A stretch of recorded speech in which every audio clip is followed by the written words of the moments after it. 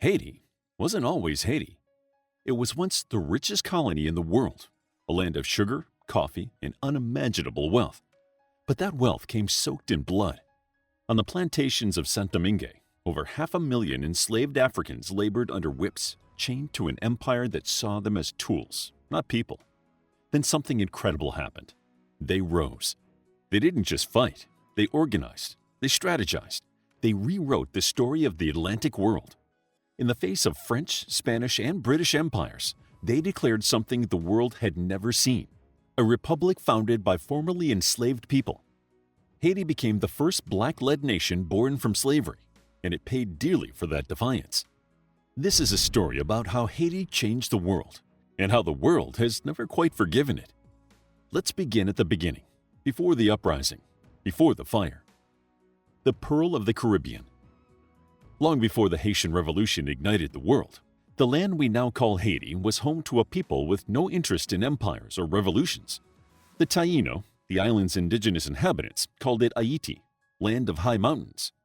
They lived in complex societies, cultivating cassava and sweet potatoes, navigating rivers in canoes, and living under a decentralized but organized system of tribal leaders called caciques.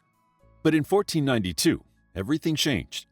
Christopher Columbus arrived, planted a flag, and claimed the island for Spain. He called it La Isla Española, later Hispaniola.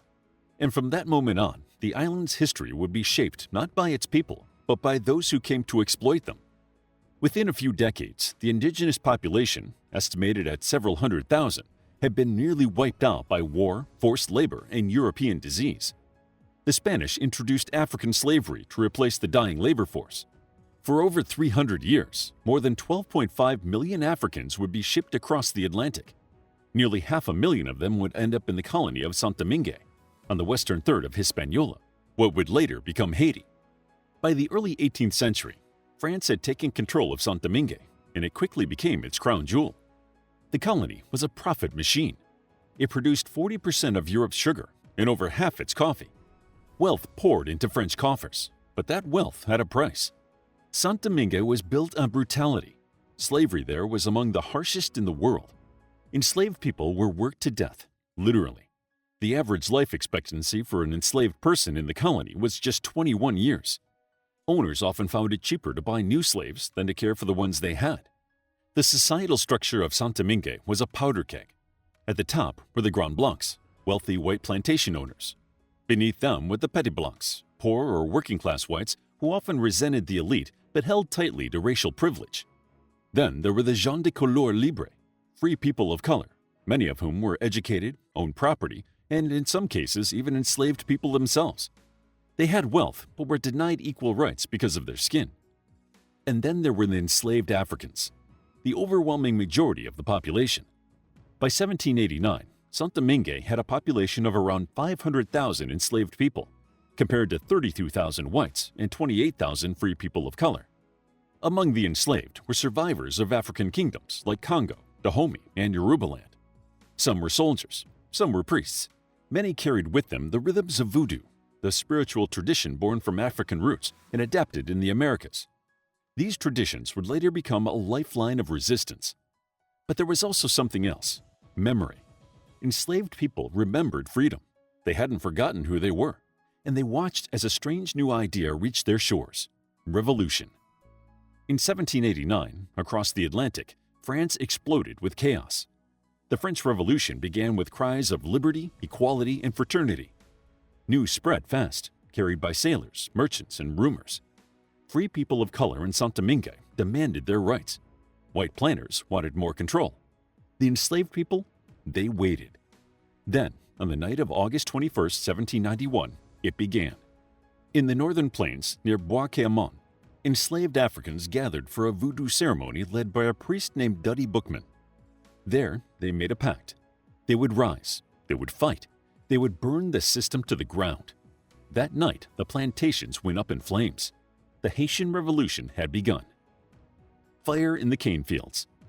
When the fires lit up the sky in August 1791, Saint-Domingue trembled. This wasn't a small rebellion. It was a coordinated uprising across the northern plains. Sugar plantations burned. Coffee fields were torched. Within weeks, more than 1,000 plantations were destroyed. The revolution had begun, and it wasn't going away. At the center of it all were powerful leaders. The most famous was Toussaint Louverture, but others initially led the charge. Duddy Bookman, the voodoo priest who helped launch the rebellion, was killed early on, but the spirit he awakened surged forward. Jean-François Papillon, Georges Biassou, and Jeannot led different factions of the enslaved in fierce, sometimes brutal campaigns. They weren't just trying to survive, they were out to win. At first, France was stunned. The colony was too valuable to lose and too chaotic to manage. The white planters begged for help. France sent soldiers, but it was also still in the middle of its own revolution, and the National Assembly in Paris wasn't sure how to deal with a colony full of enslaved people fighting for freedom. Then came Toussaint. Born enslaved around 1743, Toussaint Louverture had been a coachman, literate, disciplined, and a student of Enlightenment philosophy. He had been freed by his masters years earlier, but stayed close to the plantation system, building his reputation and earning respect. When the revolution broke out, he stepped into the chaos and, within a year, emerged as a strategic genius. He joined the rebels in 1791 and quickly showed a knack for organization, diplomacy, and military strategy. Toussaint aligned himself with the Spanish, who controlled the eastern side of Hispaniola, now the Dominican Republic, and were at war with France. The Spanish promised freedom to enslaved people who fought for their side. Thousands joined. By 1793, Toussaint was a general.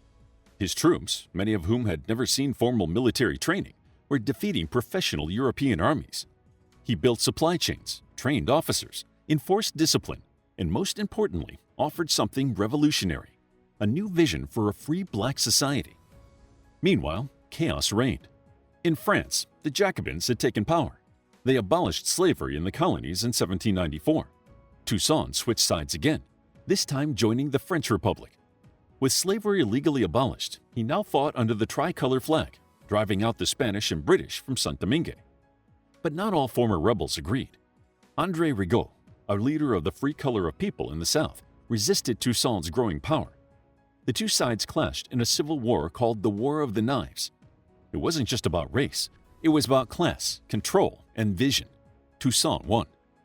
In 1801, Toussaint controlled all of Saint-Domingue. He invaded the Spanish-controlled East, abolished slavery there, and effectively ruled the entire island.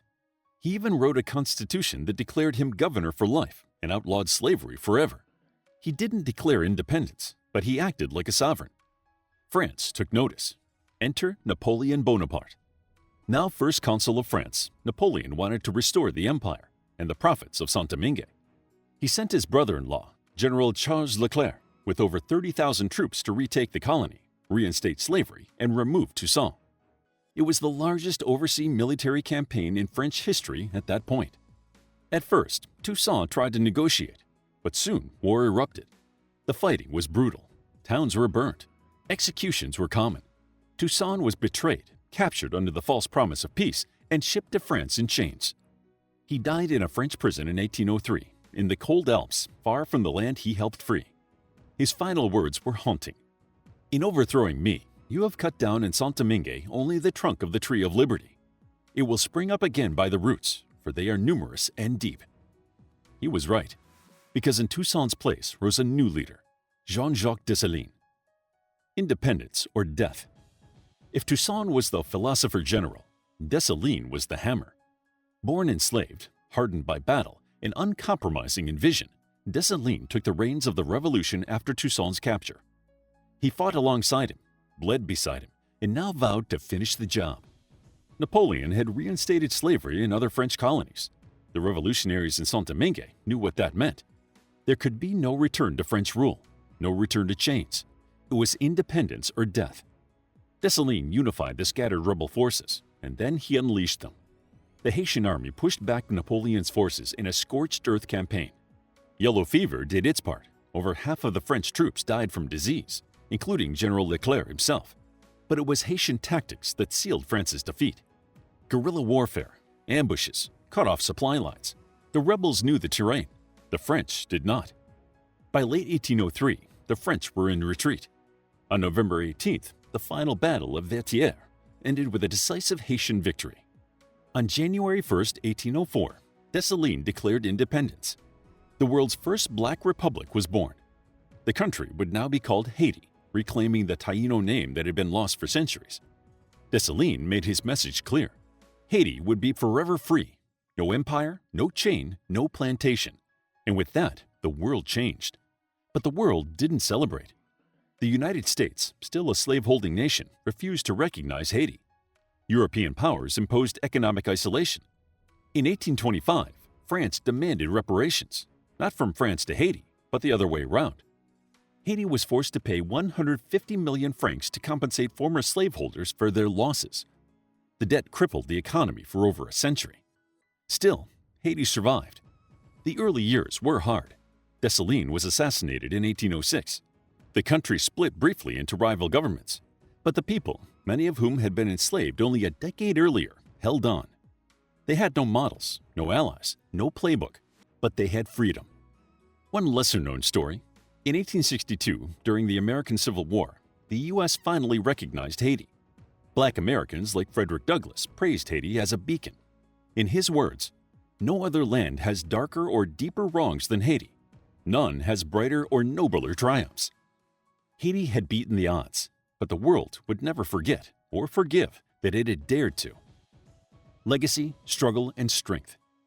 The Haitian Revolution wasn't just a victory for one island. It was a revolution of revolutions. It shattered myths.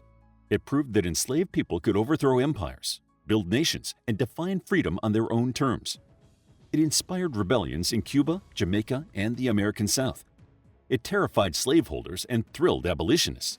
But it came at a price. Haiti was punished for its success. The debt to France wasn't paid off until 1947. The U.S. occupied Haiti from 1915 to 1934, installing puppet leaders and controlling its economy. Natural disasters, political instability, and foreign intervention took their toll. And yet, Haiti endures. It declared war against Nazi Germany in World War II. It helped free Latin American nations by supporting Simón Bolívar in the 1810s. It sparked movements of racial justice across continents. Haiti also gave the world its culture: voodoo, misunderstood but vibrant, and compa music, echoing with rhythm and resilience. Not to mention the Creole language, which was born from survival and creativity, and a spirit that refuses to die. There are struggles still: poverty, corruption, natural disasters. Earthquakes in 2010 and 2021 killed hundreds of thousands. Political instability has shaken the nation. But in every collapse, Haiti rebuilds. In every silence, Haitians sing. Take the story of Catherine Flon, who legendarily sewed the first Haitian flag by tearing apart the French tricolor. Or Sanité Belair, a female officer in the Revolutionary Army who was captured by the French and executed, but faced death with a calm so fierce even her enemies hesitated. Or today, consider Naomi Osaka, Wyclef Jean, or Michael Jean, international figures who trace their roots to Haiti and speak openly of its power and pride. Because Haiti is not just a country, it's a symbol, a reminder that the powerless are never truly powerless, that even in chains, a nation can be born, that liberty is not a gift, it's a fight. How would you like to get a deeper understanding of history, impress your friends, and predict the future more accurately based on past events? If this sounds like something you might be into, then check out the brand new Captivating History Book Club by clicking the first link in the description. To learn more about how the slaves freed themselves in the Revolution, check out our book, Haitian Revolution, a captivating guide to the abolition of slavery. It's available as an ebook, paperback, and audiobook. If you found the video captivating, please hit the like button and subscribe for more videos like this.